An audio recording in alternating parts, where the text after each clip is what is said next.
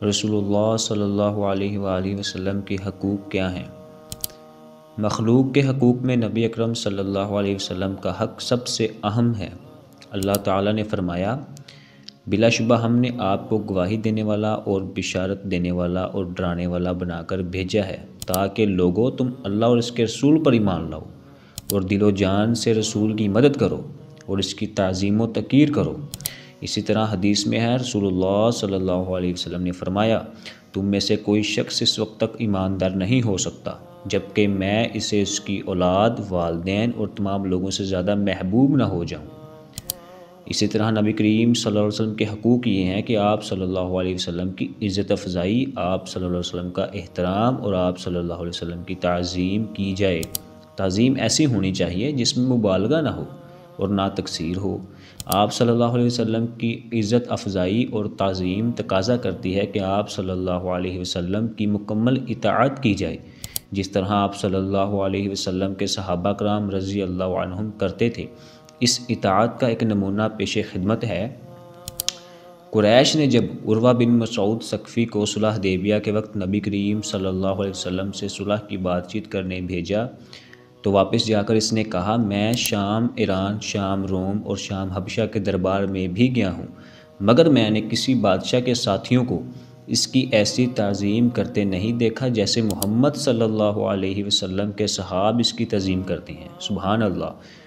پھر آگے فرماتے ہیں، جب وہ انہیں حکم دیتے ہیں تو جلد از جلد بجا لاتے ہیں، جب وہ وضو کرتے ہیں تو ان کے وضو کا پانی حاصل کرنے کے لیے ایک دوسرے پر سبقت لے جانے کی کوشش کرتے ہیں، اور جب وہ بات کرتے ہیں تو خاموش ہو جاتے ہیں اور تعظیم کی وجہ سے ان کی طرف نظر بھر کر نہیں دیکھتے۔ کیا سبحان اللہ، کیا انداز ہے صحابہ کرام کا نبی کریم صلی اللہ علیہ وسلم کی اطاعت کا۔ صحابہ کرام رضی اللہ عنہم نبی صلی اللہ علیہ وسلم سے اس قدر عقیدت کا اظہار اس لیے کرتے تھے کیونکہ اللہ تعالیٰ نے آپ صلی اللہ علیہ وسلم کی فطرت میں مکارم اخلاق، نرم مزاجی اور فراخ دلی جیسے اوصاف جمع کر رکھے تھے۔ اگر آپ صلی اللہ علیہ وسلم سخت طبیعت والے ہوتے تو صحابہ کرام یقیناً آپ صلی اللہ علیہ وسلم کے ہم نشین نہ بنتے۔ نبی کریم صلی اللہ علیہ وسلم کے حقوق میں سے ایک یہ ہے کہ آپ صلی اللہ علیہ وسلم کی تصدیق کی جائے، جس بات کا آپ صلی اللہ علیہ وسلم نے حکم دیا ہو وہ بجا لایا جائے، اور جس کی ممانعت یا سرزش کی ہو اس سے پرہیز کیا جائے، اور اس بات پر ایمان ہو کہ آپ صلی اللہ علیہ وسلم کی راہ ہدایت تمام راہوں سے بہتر،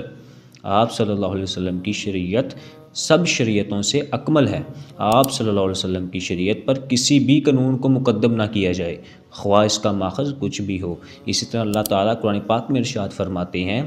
تمہارے پروردگار کی قسم، یہ لوگ جب تک اپنے تنازعات میں تمہیں منصف نہ بنا لیں اور جو فیصلہ تم کر دو اس سے اپنے دل میں تنگ نہ ہوں بلکہ اس کو خوشی سے مان لیں، تب تک مومن نہیں ہوں گے۔ اور فرمایا، اے پیغمبر، لوگوں سے کہہ دو کہ اگر تم اللہ کو دوست رکھتے ہو تو میری پیروی کرو، اللہ بھی تمہیں دوست رکھے گا اور تمہارے گناہ معاف کر دے گا، اور اللہ بخشنے والا مہربان ہے۔ یعنی اللہ تعالیٰ نے یہ بات ہمارے لیے واجب قرار دے دی ہے کہ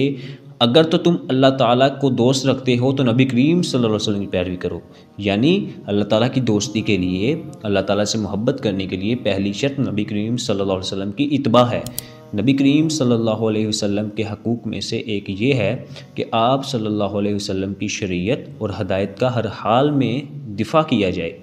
اگر حالات اسلحہ تقاضا کرتے ہوں اور انسان اس کی قدرت رکھتا ہو تو قوت کے ساتھ دفاع کرے، جب دشمن دلائل و شبہات سے حملہ آور ہوں تو علم سے اس کا دفاع کرے، اس کے دلائل و شبہات اور تخریبی بیانات کا ازالہ کرے۔ کسی مومن کے لیے ہرگز ممکن نہیں کہ وہ کسی کو نبی کریم صلی اللہ علیہ وسلم کی شریعت یا آپ صلی اللہ علیہ وسلم کی ذات کریم پر حملہ کرتے سنے اور خاموش رہے جبکہ وہ اس کے دفاع کی طاقت رکھتا ہو۔